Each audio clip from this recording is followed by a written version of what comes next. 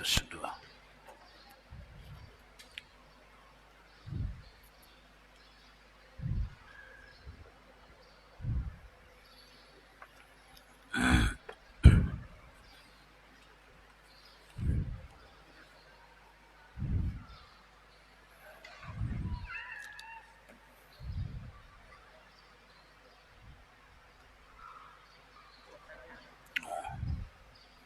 أعوذ بالله من الشيطان الرجيم. بسم الله الرحمن الرحيم. إلى حضرة النبي المصطفى محمد رسول الله صلى الله عليه وسلم وعلى آله وأصحابه وأزواجه وذرياته ولكافة الأنبياء والمرسلين والعلماء والشهداء والصالحين شيء لله ولهم الفاتحة. أعوذ بالله من الشيطان الرجيم. بسم الله الرحمن الرحيم.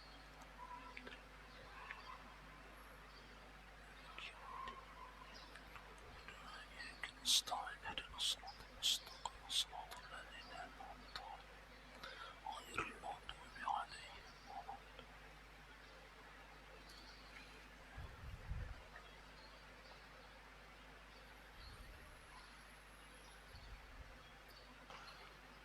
فقال المؤلف رحمه الله تعالى وأدم نفعنا بعلومه في الدارين آمين. ثم قال: Tuan-tuan jamaah salat maghrib Masjid Agung Karimun rahimakumullah. Kembali kita dalam pengajian Fardhu Ain pada bidang tasawuf. Halaman 202. Masih lagi dalam perbincangan fadilah menjalani tariqat ahli sufi. Fadilat menjalani jalan yang dijalani oleh ahli sufi.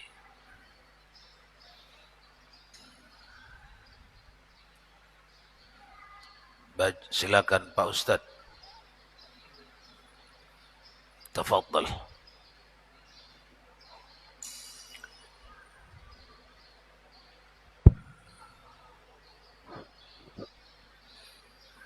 Bismillahirrahmanirrahim. Wassaniyatu. Ya, bukan? Iya. Wassaniyatu an yashkurahu jalla jalaluhu wa yu'azzimahu walau syakaraka makhlukun dha'ifun mislaka wa azzamaka latasharrafta bihi fa kaifa bi ilahil awwalina wal akhirin. Artinya, dan keramat yang kedua bahwa syukur akan dia oleh Allah Jalla Jalaluh dan membesarkan akan dia. Dan jikalau syukur akan dikau oleh seorang makhluk yang dhaif seumpamamu dan membesarkan akan dikau, niscaya mulia engkau dengan dia. Betapa dengan syukur akan dikau oleh Tuhan sekalian alam yang dahulu-dahulu dan sekalian alam yang kemudian. Ya, itu kiramah, keramat. Kata orang kita keramat.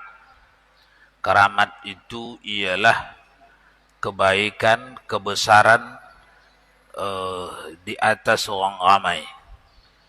Kebesaran yang Allah berikan melebihi orang ramai. Keramat. Itu yang kedua. Akan Allah anugerahkan kepada orang yang menjalani tariqat Ahlus Sufi. Apa itu tariqat Ahlus Sufi? Memelihara dirinya dari penyakit batin yang 10. Terus siang malam pagi petang bertungkus lumus menyelamatkan dirinya, keluarganya dari penyakit batin seperti ujub, takabbur, riya, sum'ah, kazzab. Setelah selesai daripada penyakit batin, pergi kepada Riyadah. Riyadah, berkekalan di dalam zikrullah.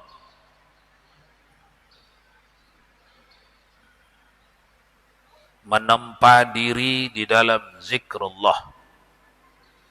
Maka Allah akan berikan kepada orang itu kiramah, keramat. Yang kedua, itu yang barusan dibaca tadi. Mendapat sukacita, pujian, kesukaan dari Allah Subhanahu wa taala. Mendapat sukacita. Dari mana agaknya dapat Imam Ghazali ini? Kalau Anda ingin melihat fadilat zikir yang dibaca di dalam tariqah mu'tabarah, yang mana saja, Syaziliyah kah, Naqsabandiyah kah, Khalwatiyah kah, atau Sammaniyah seperti ini kah, mana saja, maka mereka semuanya bermula daripada La ilaha illallah. Sudah tidak disangkal lagi di dalam hadis-hadis sahih betapa banyaknya daripada fadilat La ilaha illallah.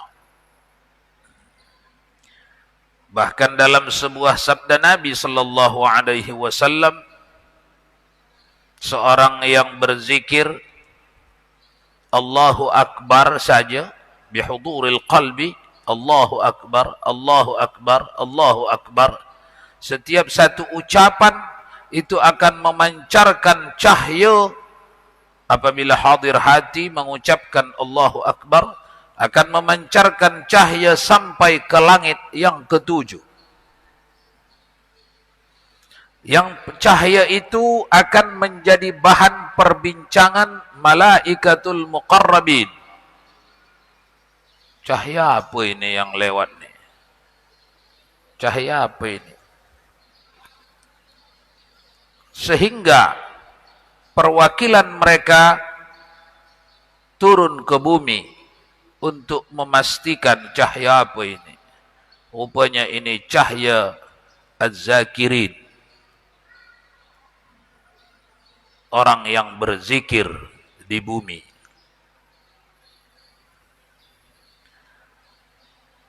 Keramat yang kedua, orang ini mendapat pengakuan kecintaan dari Allah Subhanahu wa taala. Disukai, dicintai. Di sebuah negeri, kalau ada pembesar negeri menyukai kita, menyayangi kita, macam mana itu Pak Ustaz? Kalau Anda disukai penguasa negeri, macam mana itu? Sedap tak? Dapat fasilitas tak? Dapat itu. Awak kesayangan Jokowi, macam mana? Dapat fasilitas tak? Dapat. Itu perbandingannya.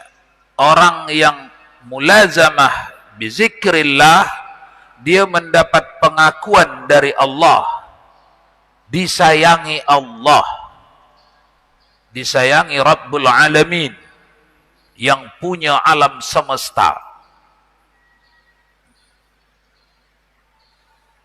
Lanjut, yang kedua, keramatnya yang kedua, mendapat pengakuan kesayangan Allah.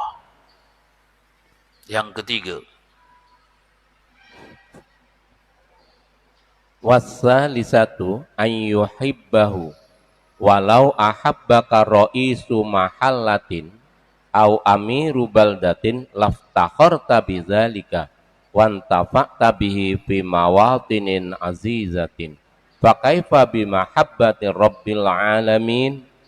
ya, mirip dengan yang kedua tadi. Terus, Artinya Dan keramat yang ketiga bahwasanya kasih Allah Ta'ala akan orang yang menjalani akan torekot ahli sufi itu.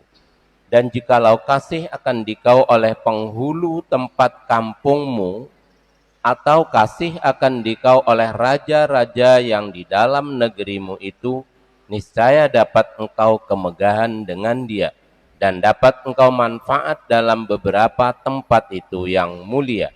Maka betapa lagi dengan kasih akan dikau oleh Rabbul Alamin, yakni Tuhan sekalian alam. Ya, itu yang ketiga. Lanjutan dari yang kedua tadi. Mengisyaratkan bahwa keramat di sini tidak sama. Sehingga ada yang berada di tempat nombor 2 tadi, diakui Allah sebagai kekasihnya. Ada yang sampai ke nomor 3 ini, diakui Allah sebagai kekasihnya, dipamerkannya di hadapan makhluk-makhluknya, bahwa ia sedang melebihkan orang ini daripada hamba-hambanya yang lain. Itu yang nomor 3. Diakui Allah sebagai kekasihnya. Lalu dipamerkan Allah kepada hamba-hambanya yang lain, bahwa orang ni kekasihnya. Ada juga kekasih Allah ni tak dipamerkannya. Jadi tak tahu orang ramai. Apalagi awam tak tahu. Rupanya yang tu kekasih Allah. Tapi tidak dipertontonkan Allah cara dia mengasihi kepada orang tu. Maka posisi yang ketiga ni, keramat yang ketiga yang akan diberikan kepada orang yang mulazamah ala tariqati ahli sufiyah, melazimi atas jalan ahli sufi, istiqamah dia di jalan ahli sufi. Apa itu jalan ahli sufi? Sudah lewat di pangkal kitab ni. Peliharalah penyakit-penyakit batin. Pastikan kita selamat dari gangguan batin kita sendiri. Di sana ada penyakit yang orang lain tak bisa mengubatnya. Kita sendiri dapat mengubatnya. Dengan apa ubatnya? Dengan memperbanyak zikrullah. Zikrullah. Istighfar. Bangun tengah-tengah malam, ambillah istighfar dengan mulazamah, dengan berkekalan. InsyaAllah datang tolongan, dimudahkan Allah kita melawan hawa nafsu kita, melawan keinginan, ajakan-ajakan dari penyakit batin.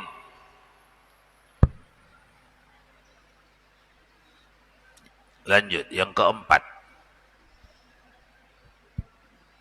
Warrabi'atu ayyakuna lahu wakilan yudabbiru umurahu. Artinya dan keramat yang keempat bahwa adalah Allah Ta'ala itu jadi wakil bagi orang yang menjalani akan jalan torekot ahli sufi ini. Ialah yang mentadbirkan sekalian pekerjaan orang itu. Ini yang udah ya, nomor 4 nih, tuan-tuan. Ini maksudnya ayyakuna lahu wakilan. Wakilan, selalu datang bimbingan Allah kepada orang ni dalam berbagai urusannya, sehingga tidak terjerumus dia salah pilih, salah jalan, salah makan, salah minum. Ada saja asbabnya didatangkan Allah, dikirimkan Allah asbabnya, sehingga tak sampai kepadanya kerugian atau musibah. Itu berkat daripada mulazamah di dalam riyadah itu. Itu karamah. Selalu Allah tolong orang ni di saat ada musibah. Datang sebab sehingga dia tak jadi kena musibah. Di saat ada kebajikan, manfaat, datang sebab sehingga dia ikut mengambil manfaat. Itu barakah yang Allah kirimkan kepada ahli zikir, ahli sufi, orang-orang yang berusaha membersihkan jiwanya, hatinya dari penyakit batin yang 10. Itu karamah. Itu akan terlihat oleh dirinya, keluarganya, dan orang lain. Itu makanya disebutkan dia bahagian daripada karamah. Itulah maksud daripada ayyakuna lahu wakilan yudabbira umuruhu. Allah yang mengurusi perkaranya. Ada banyak perkaranya. Besok mau pergi dia ke Jakarta misalnya. Rupanya pesawat tu kecelakaan yang akan ditumpanginya itu. Tapi diselamatkan Allah dia dengan didatangkan Allah sebab sehingga ketinggalan pesawat dia. Terlambat dia, tak dapat dia kejar pesawat tu. Tinggallah dia. Itu barakah daripada amalan. Allah selamat, itu arti yudabbiru amruh. Allah urus perkaranya. Ada banyak perkara yang kita ni tak dapat mengurusnya. Seperti balik dari sini, kita berniat balik dari sini, balik ke rumah. Di situ banyak perkara. Di tangga tu bisa jatuh, bisa tidak jatuh. Di sepeda motor bisa jatuh, bisa tidak jatuh. Di jalan bisa disenggol orang, bisa tidak. Yang mana satu untuk kita? Allah yang mengurusnya. Itu maksud yudabbir. Lanjut. Sambil-sambil kalau ada soalan silakan. Kalau tak ada lanjut dulu. Wal khamisatu ayyakuna lirizqihi kafilan yuwajjihu ilaihi min halin ila halin min ghairi ta'abin wa wabalin. Artinya, dan keramat yang kelima adalah Allah Ta'ala itu mengakui bagi rizki orang yang menjalani tarekat ahli sufi ini. Padahal ia mendatangkan rizkinya itu daripada hal kepada satu hal dengan tiada susah dan tiada lelah dan dengan tiada memberani akan dia. Memberati akan dia. Ya, ini karamah yang ke-5. Yarzuqullahu lahu bighairi ta'ab. Itu di hadis yang lain dijanjikan Rasulullah sallallahu alaihi wasallam. Siapa yang mulazamah di dalam zikrullah, dia jaga dirinya sekuatnya, bertungkus lumus sekuatnya menjaga dirinya dari berbagai penyakit batin, Allah memberi rezeki dari jalan yang dia pun tak mengurusnya, dia pun tak tahu. Kemudian asbab-asbabnya disediakan Allah, hasilnya disediakan Allah. Itu disebut Rasulullah di dalam fadilat zikir itu. Nah, kali ini Imam Al-Ghazali mewasiatkan satu daripada karamah yang akan diterima orang yang mulazamah di dalam zikrullah, kemudian berusaha melepaskan dirinya dari penyakit batin,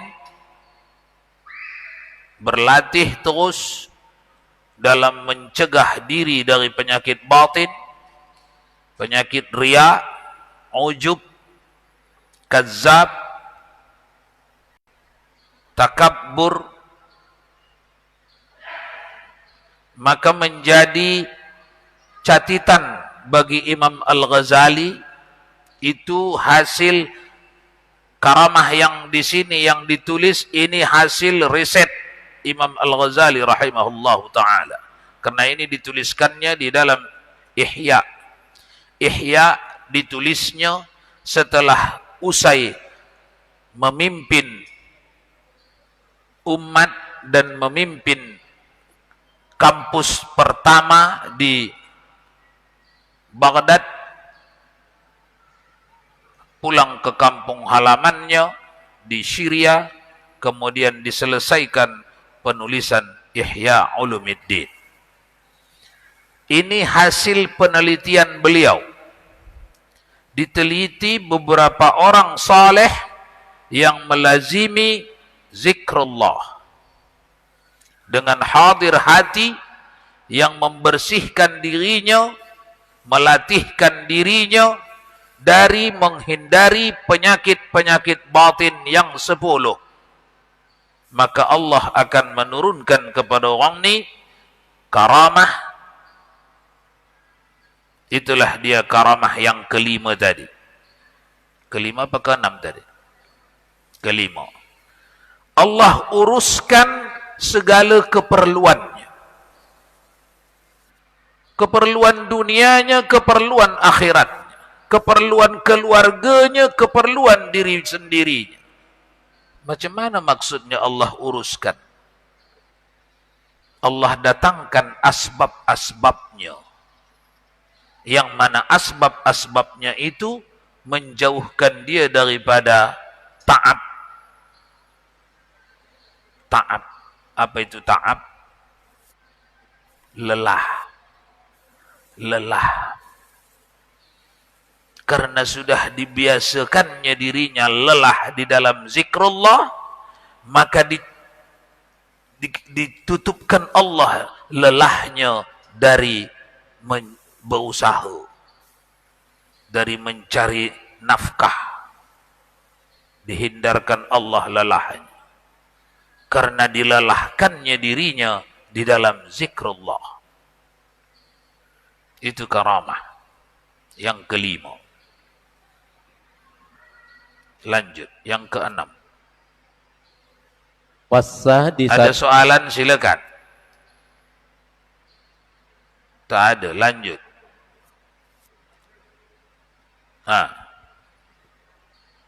Assalamualaikum warahmatullahi wabarakatuh.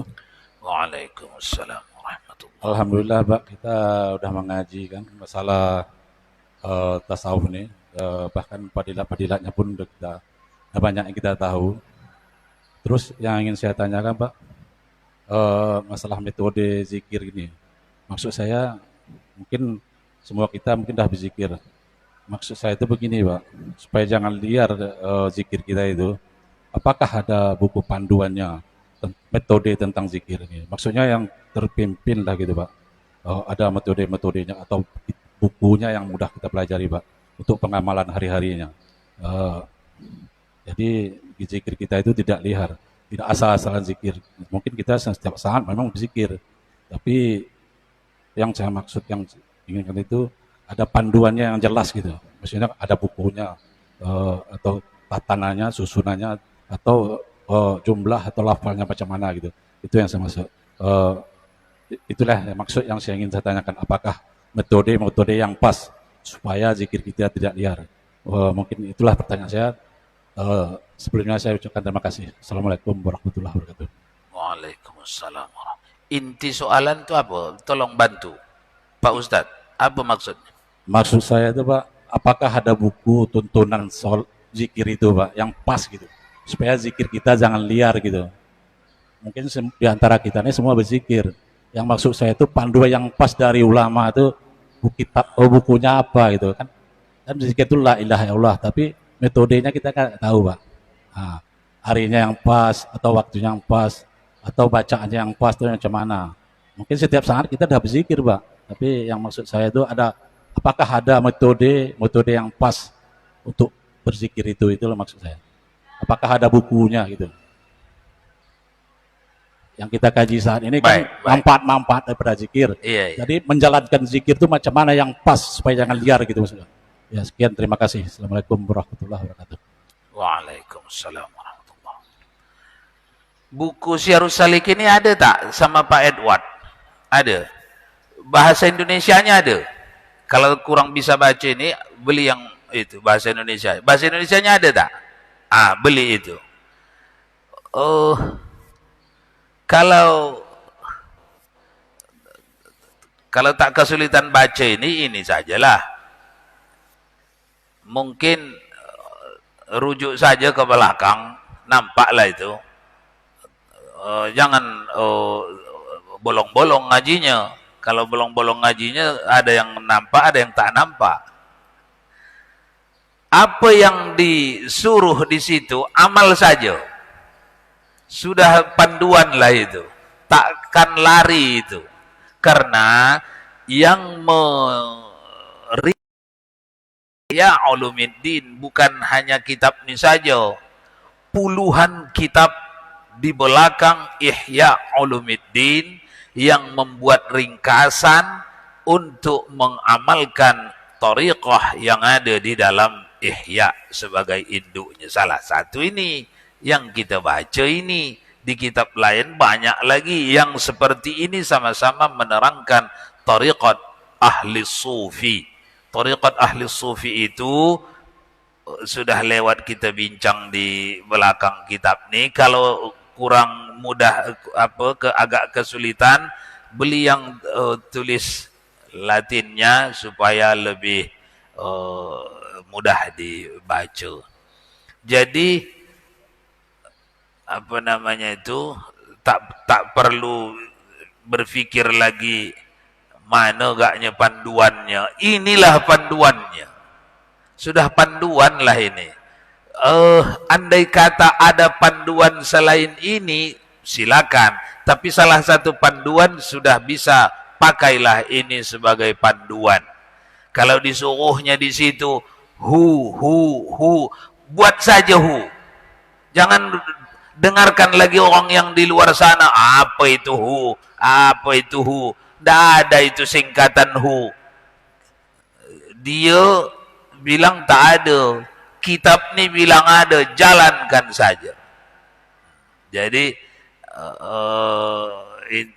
mungkin soalan tu mana panduannya dalam berthariqat ni, beramal ni supaya kita amalkan. Jawabannya inilah dia panduannya. Bukalah kembali ke pangkal ke belakang.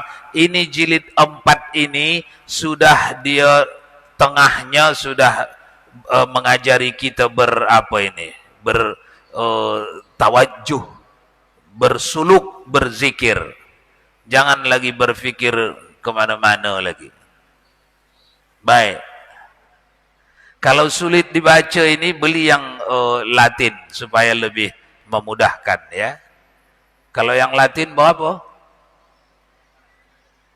Ada yang 400, ada yang 1.000.000. Kalau Pak Edward yang 1.000.000 lah beli, jangan yang 400 ya. Jadi supaya lebih mudah,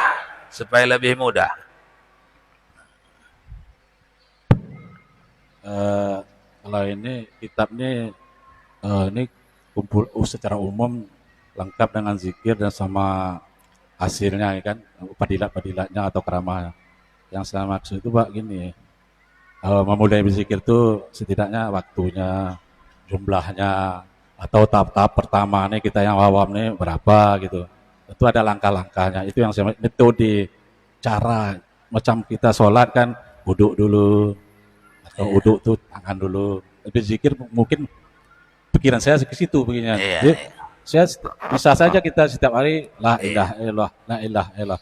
Tapi saatnya macam mana, yang kita mulai zamah itu yang macam mana. Nah, setidaknya kayak sholat kan ada waktunya, zuhur, asar, maghrib. Itulah yang saya tanyakan. Maksudnya spesifikasinya masalah metodenya itu Pak. Kalau ini kan lengkap semua ini, garis besarnya aja. Cara-cara berzikir kita nggak jelas nih, entah berapa kali. Yang saya maksud kita yang awam nih supaya jelas gitu Pak. Itu aja Pak. Maksud sekian, terima kasih. Jalan aja dulu, jalan aja itu. nanti dalam perjalanan mana yang rasanya kurang lengkap, nanti kita bincanglah. Jalan aja dulu. Diawali dulu zikir-zikir 100, 300, baru nanti 3 bulan berikutnya 1000, 3000. Jalan aja dulu, nanti terasanya itu. Dan ada komunikasi yang diperlukan pun berjalan itu nanti dalam perjalanan. Kita sebenarnya orang terdahulu tidak kalah. Karena kitab orang terdahulu ada di tangan kita. Apa yang membuat kita berbeza dengan orang terdahulu, orang dulu-dulu? Jawabannya, kita kalah dalam beramal. Kita kalau bangun tengah malam, berat, kalaupun sesekali ada bangun, sejam, 2 jam, sudah bukan main lamanya kita rasa. Sudah menggerinyam dari dalam, ingin ngopi, ingin berehat. Padahal baru sejam kita di atas sajadah. Itulah yang membezakan kita dengan orang dahulu. Orang dahulu istiqamah dalam beramal. Kalau ilmunya itu juga. Orang Rasulullah sallallahu alaihi wasallam mengingatkan, siapa yang ingin berjumpa dengan para nabi, maka baca salawat 1000 kali baru tidur dia. Kita tak amalkan. Mereka amalkan bertahun-tahun. Sehingga kekalahan kita dengan orang terdahulu di amalan. Bukan di ilmu. Ilmu orang terdahulu sampai kok ke kita.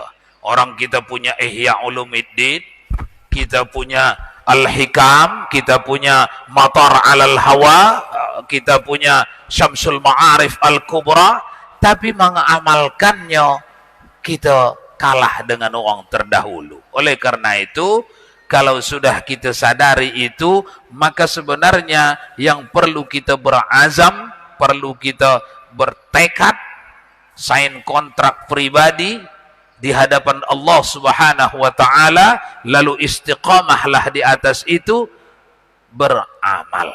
Itu yang membezakan kita dengan orang terdahulu. Nah, jalani saja dulu seberapa mampu, nanti dalam perjalanan ada komunikasi yang biasanya. Baik.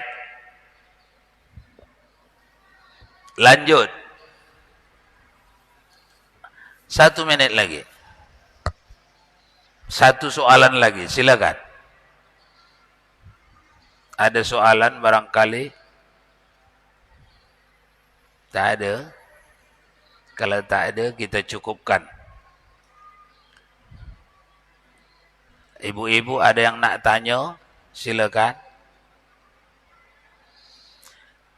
Kita simpulkan. Tuan-tuan, yang dibaca tadi ada 4 karamah ya. 4 apa 3? 5 karamah sudah kita bincang. Ini hanya kita mendengar berita. Karamah-karamah ini hanya kita dengar berita. Seperti menonton TV,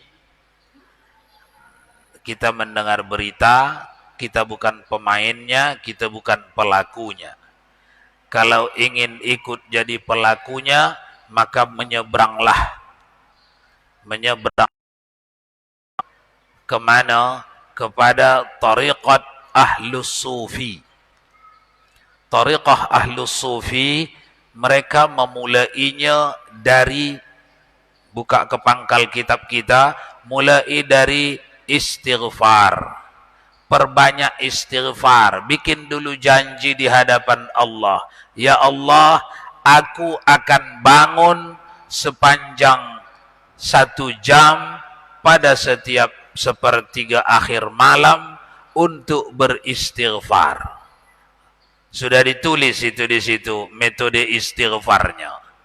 Kata Rasulullah, ditanya sahabat, "Ya Rasulullah, doa apalah yang paling makbul ku amalkan, ku bacakan?" Kata Rasulullah, "Kalau kau rasa masa lalumu banyak dosa, amalkanlah istighfar.